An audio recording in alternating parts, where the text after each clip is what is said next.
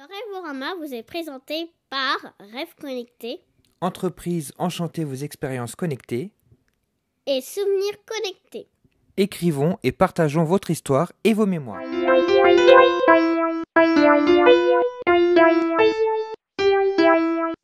Bonjour et bienvenue dans notre nouvel épisode du Rêvorama consacré à la saison Pirates et Princesses avec le spectacle de la saison Pirates et Princesses, avec l'auberge de Cendrillon aussi, où nous allons manger. Et une petite parade. Eh oui, et la balade des princesses, la balade avec des princesses. Et avec Sophia et Elena Davalor. Nous allons vous montrer tout ça maintenant. Et donc nous voici prêts à vivre donc le festival Pirates et Princesses, la première édition de ce festival à Disneyland Paris. Donc il se déroule sur 2 mois, donc avril-juin. Et il laissera sa place à Disney Fan Days pour une soirée. On fêtera les félicitations de Léopoldine pour son 2e trimestre et son anniversaire. Et l'été des super-héros. Donc on s'est dit que pour ce festival Pirates et Princesses, on testerait bien l'auberge de Cendrillon où en 10 ans en fait on n'y est jamais allé. Oui, on avait déjà testé à Orlando la Cinderella's Royal Table. Ouais, qui était dans le premier étage du château. Et où il y avait aussi des princesses. Et il y avait aussi un super bon repas et des belles décos. Donc on voulait tester l'équivalent de Disneyland Paris, qui ne se trouve pas dans le château, mais qui se trouve tout à proximité à l'entrée de Fantasyland. Mais d'ailleurs, toutes les princesses, elles parlent français. Oui, vous aviez eu aussi un pins Phantom Manor et Un beau carnet un beau carnet de dessin Vaiana. Il y avait aussi un agenda, mais malheureusement c'était 2017-2018. oui, alors que bon, ce qu'il faudrait maintenant c'est 2018-2019. Donc la déco est très sympa, bien sûr conforme à ce qu'on attend de Disneyland Paris, avec beaucoup de détails. Ils étaient confortables, les sièges. Donc là on est invité à patienter avant que notre table soit prête. Et puis donc on nous conduit avec donc les menus et de quoi dessiner et faire signer des autographes pour les enfants. Mais d'ailleurs, on est passé à côté de Cendrillon, qu'on a attendu longtemps avant qu'elle vienne. Parce que la première qu'on a vue, c'est Belle. D'ailleurs, elle parlait super bien français en fait. C'est la meilleure en termes de français. Ça tombe bien, les Français.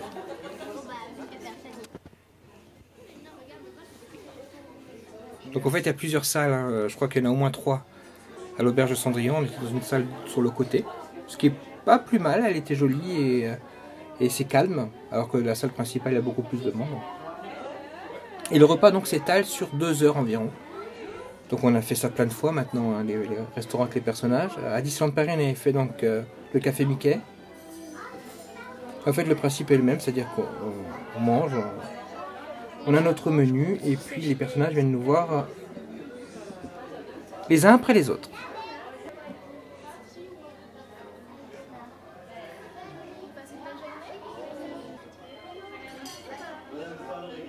Vous avez reconnu Belle. Oh.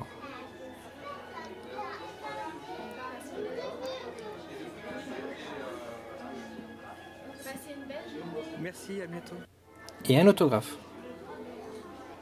Oui, parce qu'en fait, il y avait une partie spéciale pour les autographes. Bon, même s'ils n'ont pas tous signé à l'endroit spécial, mais bon. Alors ce qui nous a bien plu, c'est qu'il y avait Suzy et Perla. Elle, c'est Suzy.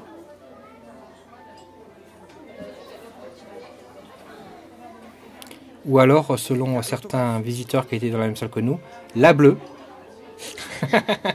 Ouais, bah, d'ailleurs, Aliénor, c'est la première personne qui a dit la bleue. Voilà, donc on a commencé avec un... Jus d'orange. Ou non, jus multifruit. Qui a le même goût que le Danao. Ah, il y avait du beurre d'Isigny. Délicieux, du beurre salé. Donc d'Isigny, bien sûr, d'où vient Disney. C'est une ville en Normandie. Bah, en bref, c'est du beurre. Oui, très bon. Par contre, le pain, trop sec, trop dur. Oui, je préfère le pain de la cantine. Ouais, c'est vraiment dommage. Hein. alors que voici Blanche-Neige. Oui, en termes de langue française, c'est la deuxième meilleure.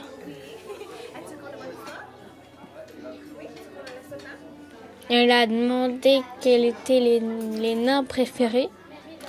Quelle était la princesse préférée? Donc on voit l'entrée. Il y a plus de discussions, bon bien sûr c'est toujours basique hein, comme conversation, mais il y a plus de discussions qu'à Walt Disney World où les princesses débitent ce qu'elles ont à dire et s'en vont. Mais en fait là, toutes les princesses disaient pas la même chose. Le seul point commun entre toutes les princesses, c'est qu'elles disaient bonjour. Et le deuxième point commun, c'était entre Jasmine et Blanche-Neige, parce que c'était les deux seules qui avaient demandé qui était notre princesse préférée. D'ailleurs, on a répondu honnêtement à Blanche-Neige. En fait, à Jasmine, on a répondu que c'était Jasmine. Ah, c'est pour pas la vexer.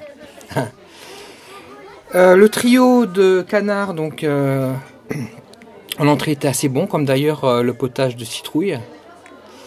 Après, pour les plats principaux, je suis un peu plus sur ma faim, on va dire, vu le prix des menus. On n'y va pas vraiment pour la haute gastronomie, hein. On y va pour les personnages, pour la déco, mais c'était moins bon que chez Captain Jack, par exemple. Et même que le Café Mickey. Ah bah voilà Jasmine.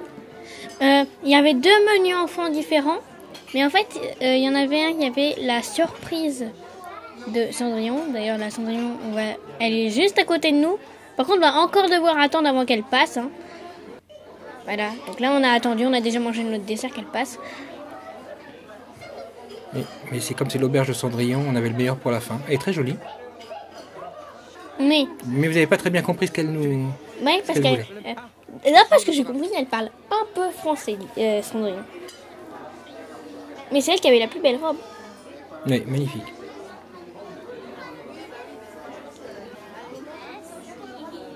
Alors, si vous ne voyez pas un personnage, il ne faut pas hésiter à aller voir le cast member qui se débrouille pour que vous puissiez voir tous les personnages avant de partir. En 2 heures, normalement, vous voyez tout le monde peut-être 2 fois même. Donc en parlant des desserts, donc le menu enfant, il y a 2 menus.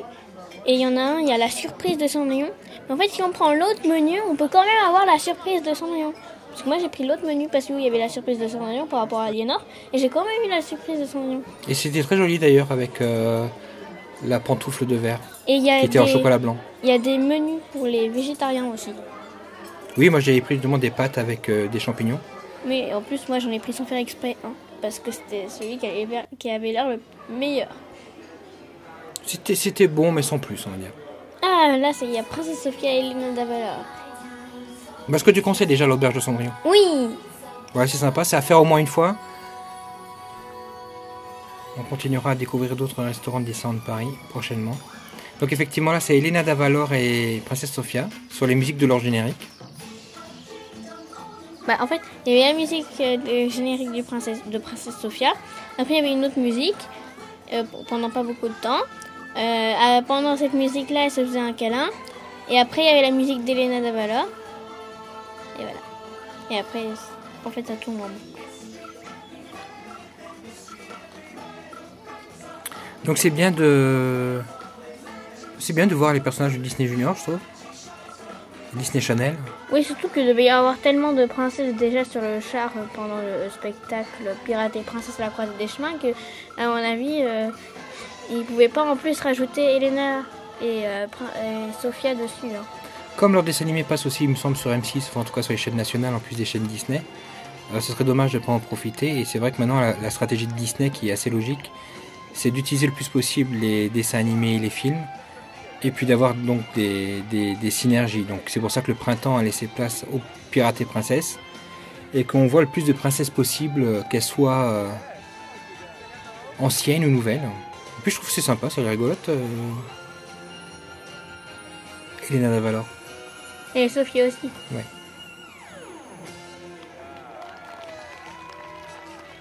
Alors on verra Jack des Pirates du Pays Imaginaire, mais dans ce spectacle-là. Dans ce spectacle qui est donc à la croisée des chemins. Et en fait, il y a une princesse qui doit drôlement s'ennuyer pendant le spectacle parce qu'on vient de le voir, Ariel est avec sa voiture du Walt Disney Studio. Alors en fait, du coup, pendant tout le spectacle, on s'est pas mis du côté Ariel pour voir ce qu'elle faisait, hein. Mais bon, à part battre des nageoires et faire des coucous, elle doit pas faire beaucoup de choses, la pauvre. Mais c'est bien, on la voit avec sa petite sirène.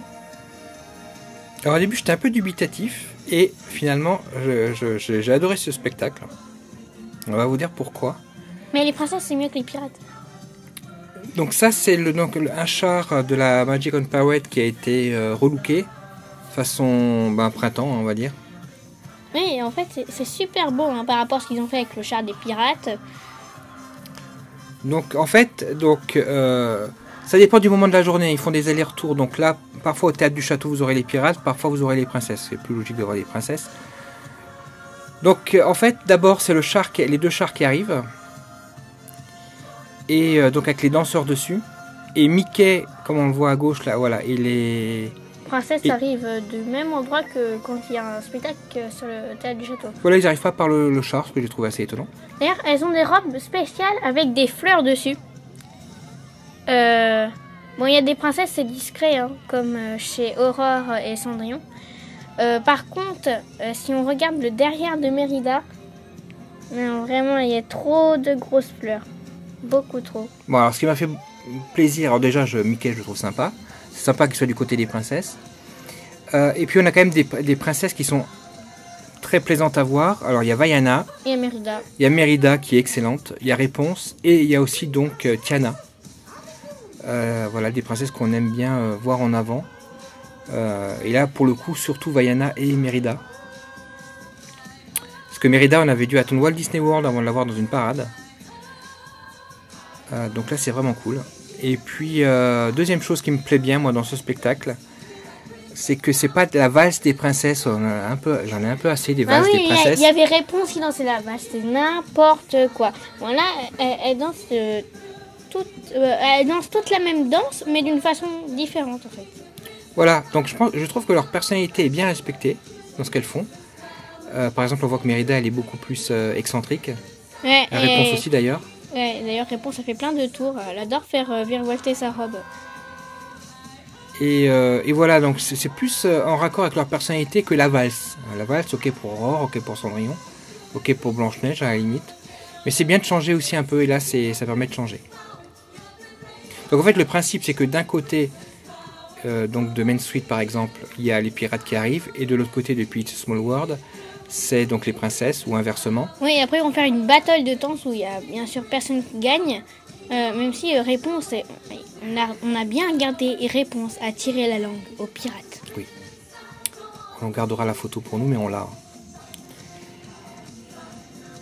Et donc, il y a un premier arrêt donc, au Théâtre du Château ou sur Main Street. Et il y a donc, après, ils se rencontrent sur Central Plaza. Et ce qui est sympa, c'est que vous pouvez voir le spectacle plusieurs fois. On l'a vu 3 fois dans la journée, sur des points de vue différents. Alors, mon point de vue préféré, c'est celui sur Central Plaza. Vous vous mettez au bon endroit pour voir les personnages que vous voulez. Donc nous, on s'est mis au pied de Mérida et de Réponse et de Vaiana. Oui, parce que c'est nos princesses préférées. D'ailleurs, là, quand je regarde, je vois que pendant qu'ils dansent ici, Mérida n'a pas encore la grosse cape avec plein de grosses fleurs. Elle la met plus tard ? Oui, bah elle n'est pas encore là. Mmh.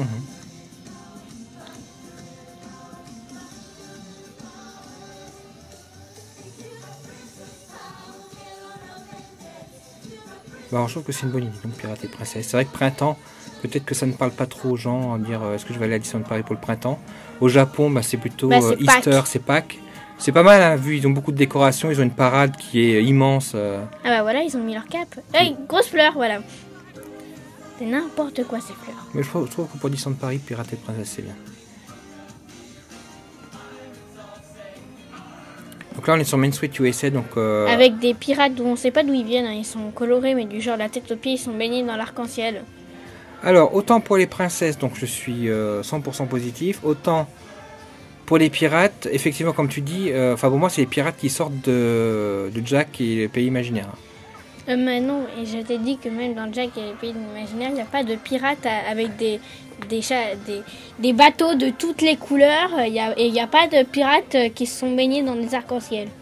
Ouais, c'est un peu... C'est du n'importe quoi. Et alors, le problème sur Central Plaza, sur Central Plaza. Sur Main Street USA, c'est que les pirates n'occupent pas toute la place, donc du coup ils s'arrêtent. Et puis si vous êtes trop loin sur Main Street USA, ben, vous voyez pas grand chose. Et aucune indication.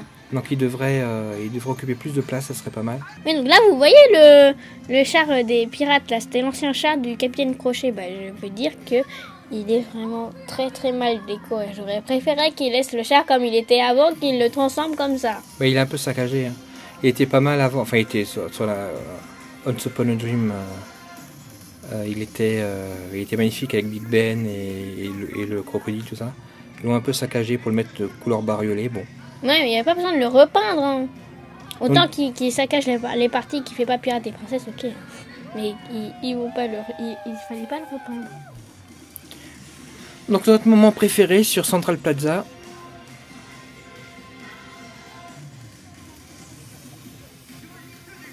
D'ailleurs, pendant qu'on voit les princesses et les pirates danser là, il y a deux cast members principaux qui se font la dispute. D'ailleurs, quand on écoute la musique sans le spectacle, en fait, on les entend parler. Oui, il y a 2 mètres de... Oui, c'est vrai qu'avec la musique, on les entend moins bien sur place. On la voit à gauche, là, et puis c'est un garçon, je crois, de l'autre côté. 2 maîtres de cérémonie, on va les appeler comme ça. Et effectivement, ils ont des dialogues... Oui, comme ça, c'est des pirates. Allez, les princesses! Des trucs comme ça.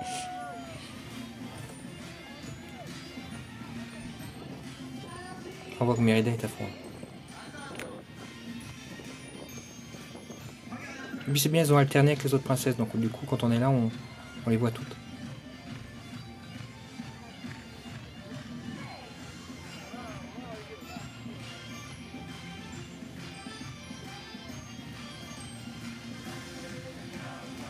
Tu as passé combien de fois dans la journée? 3, non 4 fois? Oui, 4 fois, mais on l'a fait 3 fois parce que y en a eu, on était au restaurant. Oui. Donc ça c'est bien aussi, parce qu'en fait l'avantage de ce genre de spectacle, c'est pas la même utilité qu'une parade traditionnelle, qui reste le summum en termes de parade, c'est plutôt justement de mettre de l'animation dans le parc. Et je trouve que pour ça c'est parfait. C'est plein d'énergie, la musique, si vous l'écoutez une fois vous dites oh c'est bizarre, et puis après vous l'avez dans la tête sans arrêt. Une fois que vous avez vécu l'événement, vous avez envie de la réécouter. Donc ça c'est bien joué comme d'habitude.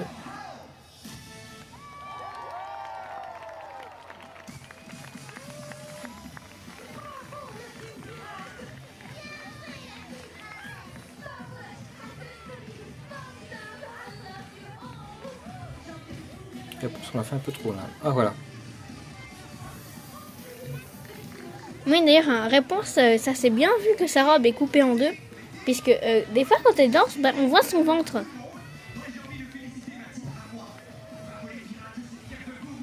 Ah, donc, avoir une robe entière, ça gêne réponse pour danser.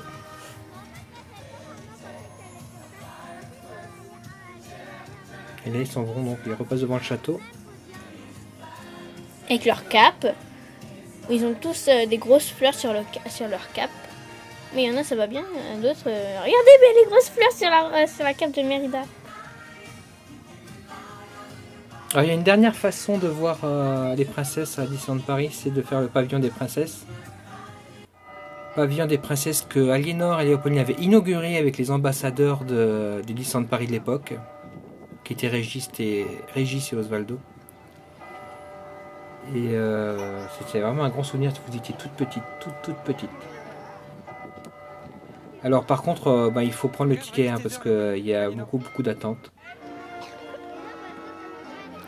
Sinon on a vu aussi les décorations du printemps qui sont de retour, heureusement. Juste celles de Central Plaza, puisqu'il y a les scènes pendant ce festival, mais elles sont mises sur le côté entre Main Street USA et Central Plaza. Je trouve que c'est pas mal. Je suis content qu'ils les aient gardés.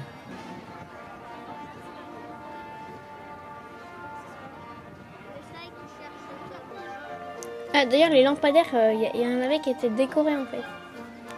Il y en avait, ils avaient des chapeaux de pirates, voilà comme celui-là. Chapeau de pirate et cache-œil de pirate. Et puis on a aussi fait Clochette qui est revenu à côté du théâtre du château.